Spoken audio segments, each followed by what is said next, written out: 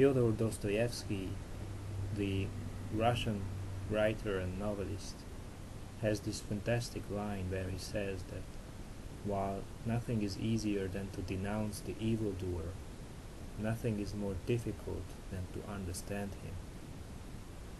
Now we could easily replace the word evildoer in this sentence with other words or character types like the aggressive and arrogant personality, or the irritating and rude and ignorant personality, or the depressed and paranoid personality, or the self-conceited and pretentious personality, or even the shy and meek personality. So we could say that while nothing is easier than to denounce the arrogant person, nothing is more difficult than to understand him. And in fact, we can use this sentence to all kinds of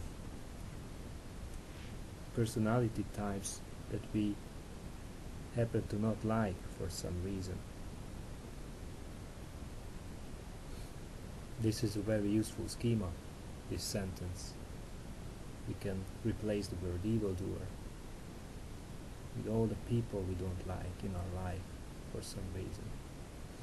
So let's see what's happening here. So when we don't like a person for some reason, we have a sense of separateness. We have a sense of gap that divides us from them. For example, we could regard the Nazis as something that has existed in the past, in history, or something that still exists, but only in evil people with whom I have nothing to do, and who are totally external to myself, when in fact I believe that evil is not the property of evil people who are external to me, but evil is within, and also the Nazi is within me as a human being. It's not something external to me. So when we try to deal with people we don't like,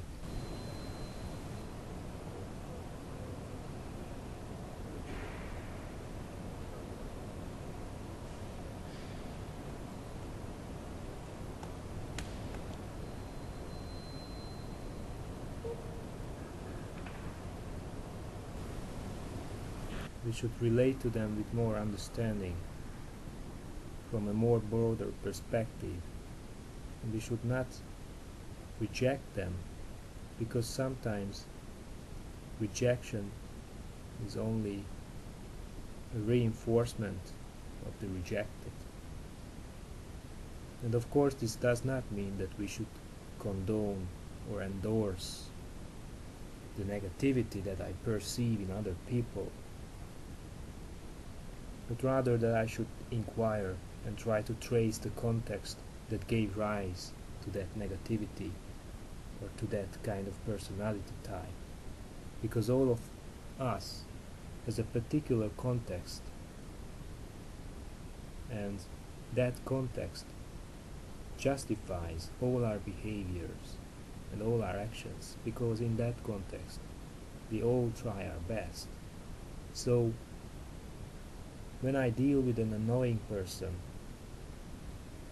I should try to contextualize him according to his own terms and not according to my egocentric ones. And that's the point. We should break out.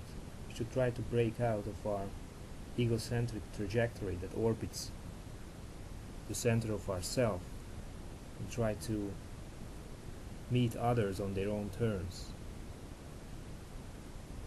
Rejection is always the easiest way to relate, especially to those who we don't like, who we judge to be not worthy of respect, not worthy of concern.